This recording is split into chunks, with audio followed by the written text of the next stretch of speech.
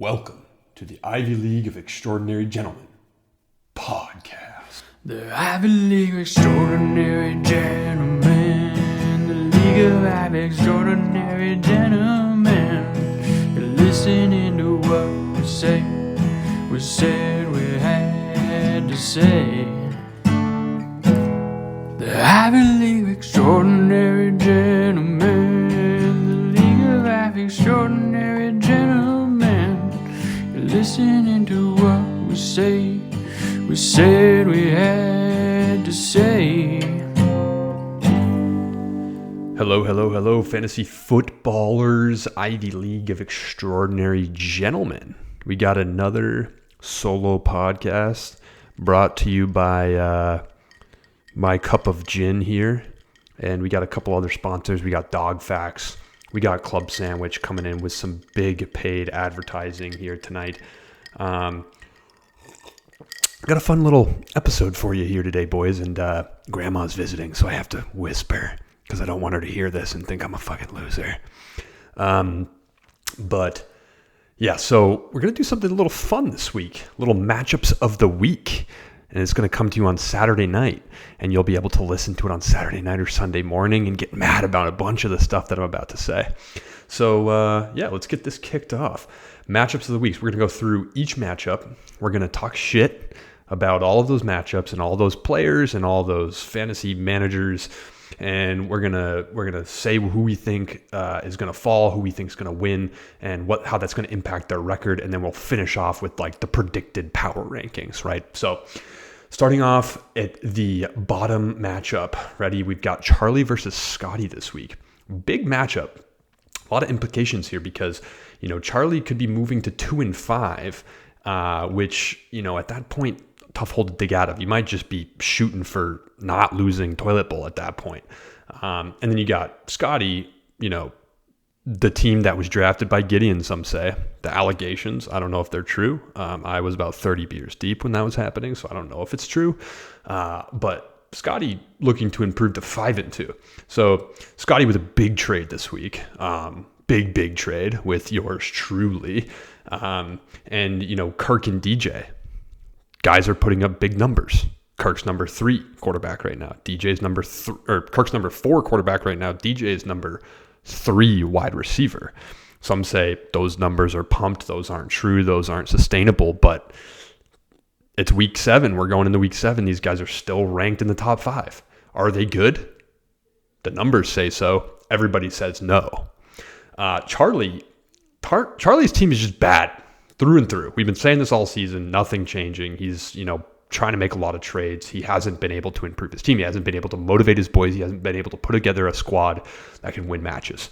So it's just bad. It's just bad. And you look at it, you go down the list, there's really just not anybody here that is noteworthy. I mean, if you look, obviously Jonathan Taylor in his lineup, but Jonathan Taylor, he's still in the snap count. He's 2 weeks into the snap count. Maybe they let him loose a little bit more this week. He had a little bit more last week than the week before, but I'm not expecting much out of the big lad. So Anthony Richardson out. Maybe they're going to run the ball more. Maybe not. Gardner Minshew's a sling boy. You know that. Matt Stafford, is he good? He's been putting up medium numbers.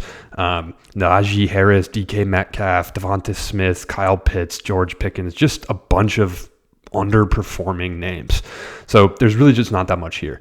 And, Scotty's team is solid. Scotty's got Kirk. Scotty's got Brock. Scotty's got Austin Eckler. Scotty's got Amon-Ra St. Brown, DJ Moore, Mark Andrews, Tyler Lockett at his flex. I think this is an obvious win for Scotty, which would put Scotty to 5-2, Charlie to 2-5. Moving on.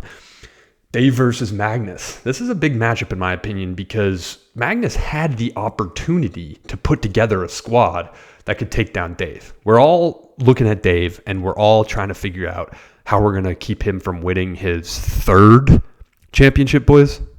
I believe it's his 3rd. I hope it's not his 4th. I'm pretty sure it's his 3rd. And no one wants to see that. That would give Dave and Skylar a combined 6 championships of 15 or something. I don't know. It's crazy.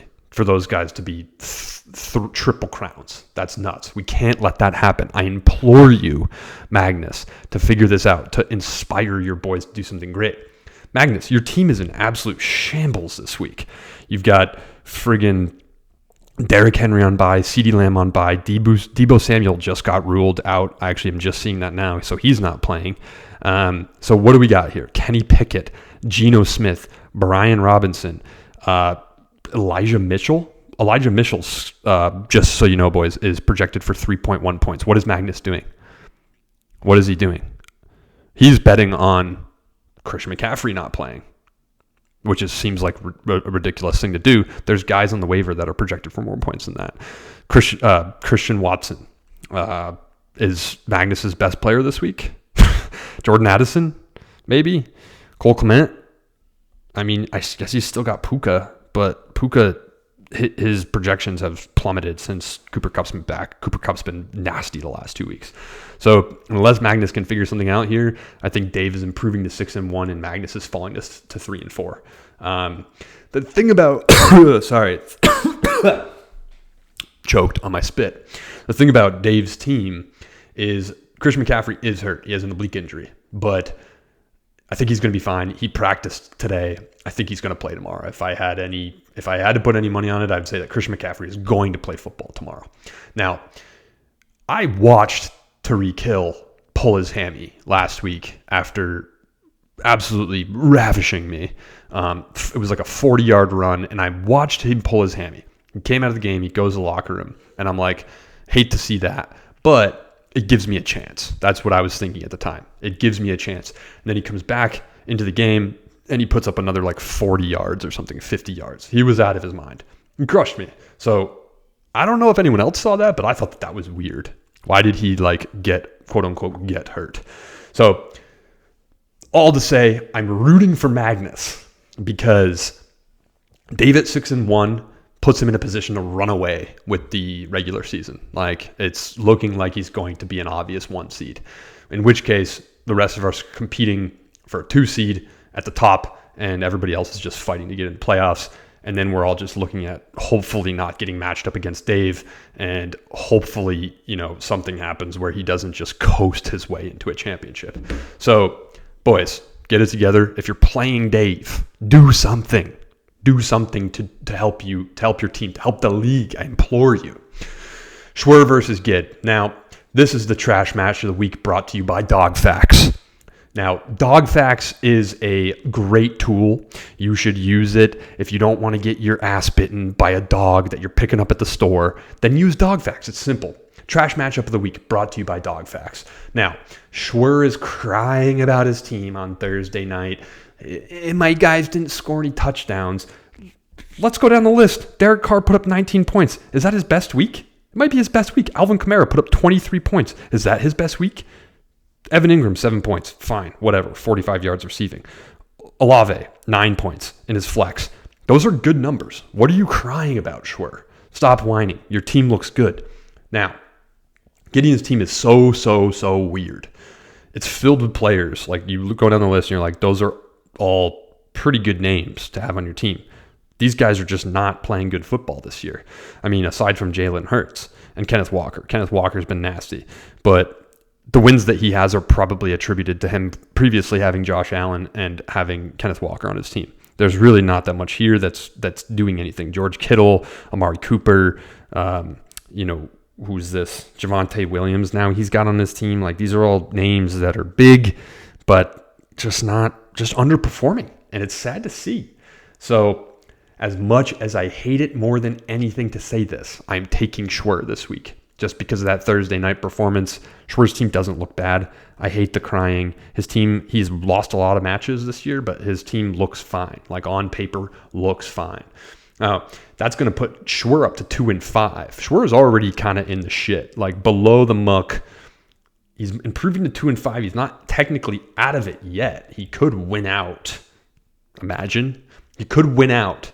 That would put, and then we're talking about Gid falling deeper into the grave at 2-5. So these guys are below the muck. This is below the muck. This is with the worms. This is down with the goblins, with the skeletons, with the dead bodies. This is not where you want to be. These guys are competing for their lives. Okay? So, trash match of the week brought to you by Dog Facts. I'm taking Schwer to beat Gideon. Both of them will be at 2-5 at the end of the week. Caldwell versus Austin. The projections are heavily in Caldwell's favor. Heavily in Caldwell's favor. But man, his team is scary. And that's the word I'm using to describe it. Scary. Jordan Love at quarterback. I mean, Lamar Jackson should be big, right? He has high projections every week. It's Lamar Jackson. He should be scoring 20-plus points every week. He's just not doing it. Jordan Love, I don't know what to say about that guy. Is he good? Is he bad? There's signs of both, honestly, depending on the night. He's got whatever his name is, Jerome Ford, who is whatever, Kareem Hunt. So he's starting both of the Cleveland running backs, I guess, this week. And then really what Caldwell is banking on is that Stephon Diggs and Cooper Kupp are going to have big weeks. Like that pretty much has to happen in order for him to win, I think. And then he's got Logan Thomas and Terry McLaurin, who have both been medium at best this year. So I just don't like Caldwell's team. I've tried to make trades with him. He refuses to improve his team because he doesn't want to give me anybody in return. It's like I give him a good player and he's like, well, I don't want that player because you're asking for a good player in return. And it's like, well, that's not really how trading works, Caldwell. And then he responded with something like, do you remember last year? Which is fair. He beat me in the championship, but I don't really give a fuck about last year. I care about this year, what's happening right now. And it does not look good for you, Caldwell. That's what I'm saying. Okay. So all goes to say, and this is a hot take. This is the hot take of the week brought to you by our sponsor that owes us still a ton of money, Club Sandwich. Head down to Club Sandwich for Taylor Swift's night. Head down to Club Sandwich for Bijan Mustard. Maybe Bijan is a DJ. I don't know. That's just an idea for you, Spumoni. Just throwing it out there. Hot take of the week brought to you by Club Sandwich. Cobb takes the win and improves to 3-4. Cobb's hanging on to his season, which it was crazy last week. I think this was kind of overlooked. He won on Monday Night Football. He lost. Keenan Allen got one catch. That's all Matt needed to beat him. Keenan Allen got the catch, and then there was a late flag thrown. We all missed it. Keenan Allen never got the points. Game ended. Cobb won. Was crazy. Hangs on to his season, literally in the last 30 seconds of garbage time for Justin Herbert and the Chargers last week. Hangs on. His season's still alive. Cobb takes the win to improve to 3-4. He hangs on to his season. Caldwell falls to 3-4, still in it, but your champ with a big-time losing record and a big hole to dig out of. Moving on to Skylar and Matt. Anthony Richardson is out for the year. Okay? So now we got Gardner Minshew in Matt's starting lineup. Brian Hoyergate 2023. Okay? Hoyergate 2023. This was a hot topic in the league, as we all know this week.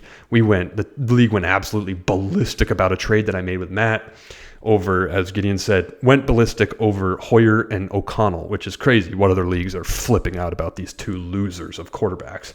But I think what happened is that Matt somehow fucked up his waiver claim, ended up taking Zach Evans at running back instead of a quarterback. There were a couple quarterbacks available that were probably going to be starting this week. I think he wanted Hoyer. Originally, that morning, he sent me a trade for Hoyer for somebody that was way too good. I declined it. And then later in that day, I sent him a trade, Hoyer for somebody else, I can't remember. He declined that and then sent me the trade for Hoyer and Zach Evans and Tyler Lockett. Obviously, I'm going to take that trade. I hit accept. Skylar apparently had this interaction with Matt about not pushing. I don't know. Skylar's responsibility is to push those trades unless they're grotesque or something bad happened, right? That's the only reason he gatekeeps. If Matt sends me the trade, his job is to push accept. I accepted. He pushed it. Trade went through. A couple minutes later, we find out that there's a rumor that O'Connell might start. Still looks like Hoyer's starting, right? They haven't announced it yet. But according to Coach McDaniels, Hoyer and O'Connell are having good practices. They're going to make a game time decision. My bet is that they're going to go with Hoyer. They need wins. They don't really have many more games to fuck around with a rookie who just throws picks. And, Hoyer is an experienced professional. Let the boy learn. Let the boy sit there and learn a little bit.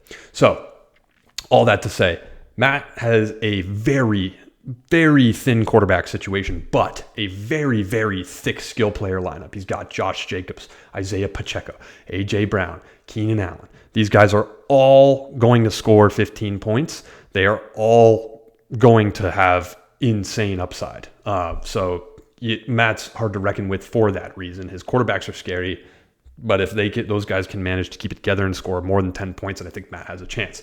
So Skylar had a nice start with Etienne on Thursday night, but the rest of his team outside of Etienne is, might I say, garbage? Justin Herbert, King Justin, my boy. Fun fact, nobody in the league has ever had Justin Herbert on their team besides me and Skylar. Just a little fun fact for you. Justin Herbert's nice. He could put up 30. That puts Skylar in a pretty good position. The rest of his team just has to be medium in that case to beat Matt. If Justin Herbert has a bad night, then I think Skylar's in trouble. So that all goes to say that I am going to take Matt to improve to 5-2 and Skylar to fall to 4-3. I think this is probably the tightest matchup of the week. I think it could go either way, just because of the balance kind of difference on these teams. Like Skylar clearly has the better quarterback lineup, but Matt is clearly better in the skill players. Yeah, there's not much else here to talk about on Skylar's team. I think we all know that Jared Judy's a chump. Devontae Adams isn't happy. Rashad White, Jonnu Smith, and then you got KJ Osborne in his flex. Yeah, there's just not much to talk about here in the skill player position, so it's really up to Justin Herbert to have a big week. Baker Mayfield, is he good? He got a lot of hype early in the season. He looked good, but it's been medium at best in the last few games. So that's all I have to say about that. Now, last but not least, Jeff Ayers versus me. The matchups are, in fact, in Jeff's favor, right? If you go down my list, we got Bijan against the Tampa Bay run defense. We got Raheem Mostert versus the Philadelphia defense. We got Mike Evans versus the Atlanta secondary. Jalen Waddle, the Philadelphia Eagles don't have a great secondary, but it's still the Philadelphia Eagles. They can shut it down. You've got TJ Hawkinson for the Vikings playing the San Francisco 49ers, a great defense. Zach Evans, who is a completely unproven character in all of this, playing the Pittsburgh Steelers, which if he has a breakout week and he does well, like this is the week to do it because the Pittsburgh Steelers do not have a good defense. The one shining star is Patrick Mahomes, who's playing the Los Angeles Chargers, who give up a lot of points on defense, as we all know. So that should be a shootout. I'm banking on Patrick Mahomes having a big week for me. I think if he does, then I have a pretty good shot. Okay? So there's just a lot of guys on my team that can score. I think Mahomes, obviously, I think Bijan is due for a big week. The guy has been there. They're obviously pushing the brakes on him because they don't want to overwork him as a rookie. They invested a lot in him. They want him ease him into the NFL. Fair enough. The guy's due for a big week. Let the boy run. Raheem, is he overrated? That was my biggest scare with him. Yes, he's the number 2 running back. I just traded Scotty for him. But is he overrated? He's been not a very good running back and very injury prone when he was on the San Francisco 49ers. He comes to Miami, he's having a breakout year. I kind of liked that he had A-Chain that was also going off because it was maybe his chances of getting hurt are less, and their offense is so explosive that there's enough to do for both of them. Now that he's alone in that backfield, I am a little more scared of him of getting hurt. But, there's just a lot of guys here that can score. I think TJ is due for a big week. Jeff does have the matchups in his favor. Christian Kirk having a huge game-winning touchdown on Thursday night. I'm quivering, boys. I'm quivering. It's not impossible for Jeff to beat me, but I think if I'm going to put my money on it, I'm going to take my team over Jeff's team, which will improve me to 5-2, which will put Jeff down in the graveyard underneath the muck with the worms at 2-5. So that puts your predicted power rankings at the end of this week. You got Dave at 6-1. Let that settle, boys. Dave at 6-1. I don't know if we've had a start like that in a long time. I don't know. I didn't go back and look, but I don't know what Caldwell's start was last year, but I don't even know if it was that. Dave at 6-1. It's a hot start. Kyle at 5-2. Matt at 5-2. Scotty at 5-2. I'm the number 2 seed just because of points 4 there. Obviously, I don't know. I assume that I'm going to remain in that position just because my points for is 100 ahead of Matt's. But anyway, here nor there. Skylar at 5. So Kyle 2, Matt 3, Scotty 4. That's what I have. Skylar at 5 with a 4-3 record. And then it gets gross, boys. 6 through 12. Those 7 teams are not in a good place if this plays out this way this week. You got Caldwell at 3-4, Gus at 3-4, Cobb at 3-4. And then listen to this. This is unprecedented for our league. Usually we have a lot of, there aren't many bad teams. Usually people are, that's why we call it the muck, because there's a lot of competition in the middle. But we have a lot of guys who are looking at it like potential elimination from playoffs this early in the season. That is unprecedented for our league. Charlie at 2-5, Jeff at 2-5, Gideon at 2-5, Schwer at 2-5. That's crazy. That's insane. So, all this to say, I'm very excited. I hope that you enjoyed this. I hope that there is some bits and pieces that anger you deep inside your souls. And let's just finish this podcast off with a cheers. Okay? So, cheers.